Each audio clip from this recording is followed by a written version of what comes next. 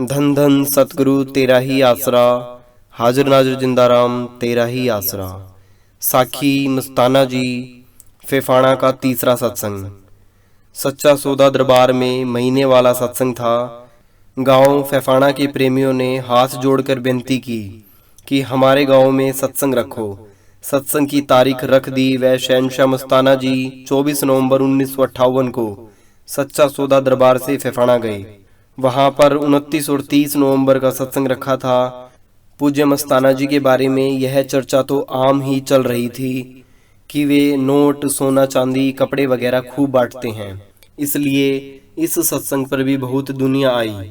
सत्संग खुले मैदान में रखा गया। लोगों ने ऊंटों पर चढ़ चढ़ कर दर्शन किए। खूब नोट, सोना चांदी, कंबल, जर्सियां खुले हाथों से बांटे गए।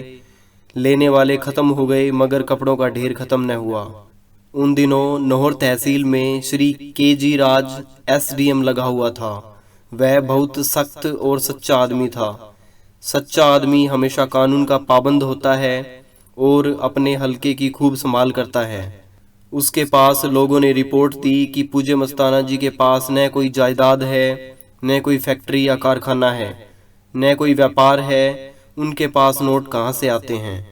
वे तहसीलदार और पुलिस को साथ लेकर फेफाना आए और पड़ताल करें। सत्संग समाप्त होने के बाद पूज्य मस्ताना जी अंदर गए ही थे और मैनेजर साहिब भी अंदर जाकर सामान संभालने ही लगे थे कि इतने में एसडीएम साहब, उनका स्टाफ और गांव के काफी लोग पहुंच गए। आते ही पूज्य मस्ताना जी से मिलना चाहा। पहरेदार अंदर गया और पूज्य मस्ताना जी से विनती की कि एसडीएम साहिब मिलना चाहते हैं। पूज्य मस्ताना जी ने मैनेजर साहब को बाहर भेजा ताकि उनको इज्जत से बिठाकर चाय पानी पिलाया जाए। मैनेजर साहिब ने उनके लिए कुर्सियों का बंदोबस्त करके बिठाया और चाय के लिए विनती की। उन्होंने कहा कि वे चाय तो अभी पी कर ही आए हैं। फिर प्रसाद के रूप में कुछ मिठाई दी। इतने में पूज्य मस्ताना जी चाय पीकर बाहर आ गए। एसडीएम साहब और तहसीलदार साहब खड़े होकर हाथ बांधकर नमस्कार करने लगे। पूज्य मस्ताना जी ने भी हाथ बांधकर कहा, साईं साईं। फिर उनको कुर्सियों पर बैठने के लिए कहा और खुद अपने मूढ़े पर बैठ गए और पूछा कि कैसे दर्शन दिए। तो एसडीएम साहब ने कहा कि हम यह जानना चाहते हैं कि जो आप इतना रुपया, सोना चांदी, कपड़े वगैरह बांटते हैं, ये कहाँ से आते हैं? पूज्य मस्ताना जी ने कहा कि आप नोटों को पूछते हो या नोटों के देने वाले को? एसडीएम कुछ हैरान सा हुआ और चुप कर गया। पूज्य मस्ताना जी ने फिर कहा कि बोल भाई, तुम्हारा शक निकाल देवें, नोट देने वाला कौन है? हर आदमी किसी न किसी जरिए से काम करता है। वह जरिया अंदर है। तुम 9 दरों की जेल में पड़े हो, इसमें से निकल नहीं सकते। मस्ताना गरीब का जरिया आंखों के ऊपर है।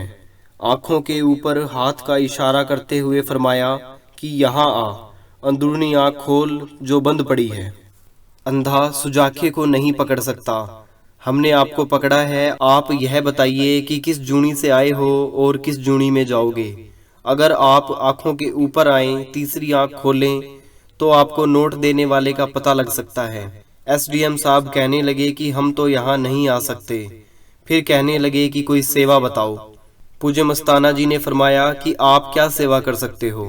असली सेवा तो कामिल फकीर ही करते हैं जो हमारी जन्म मरण की फांसी मुकाते हैं। एसडीएम साहब हाथ बांधकर कहने लगे कि उन्होंने हजारों फकीर देखे हैं मगर आप जैसी हस्ती वाला कोई कामिल फकीर नहीं देखा जो इंसान के अंदर राम बताए। हमारे भाग्य अच्छे थे कि इस बहाने आपके दर्शन हो गए। इस पर पूज्य मस्ताना जी ने फरमाया कि हम तो सबके नौकर हैं। अंदर वाला राम कहें या सतगुरु के हुक्म से भूली हुई रूहों को अपने राम के घर का रास्ता बताते हैं। जिसकी किस्मत होगी वह मान लेगा, बाकियों से हमारा क्या मतलब। फिर एसडीएम साहिब ने इजाजत मांगी और उठ खड़े हुए। पूज्य मस्ताना जी ने अंदर से 2 अनार मंगवाए। एसडीएम साहिब और तहसीलदार साहब को बतौर प्रसाद दिए और कहा कि खा कर देखो। अनार कंधारी थे। उनको देखकर वे हैरान रह गए कि ऐसे इलाके में और ऐसे मौसम में अनार कहाँ से आए। जब उन्होंने अनार खाए तो उनका दिमाग ही बदल गया। जहाँ पर अहंकार और हुकूमत का नशा चढ़ा हुआ था, वहाँ पर नम्रता और दीनता आ गई। धन धन सतगुरु तेरा ही आसरा। हाजिर नाजिर जिंदा राम तेरा ही आसरा।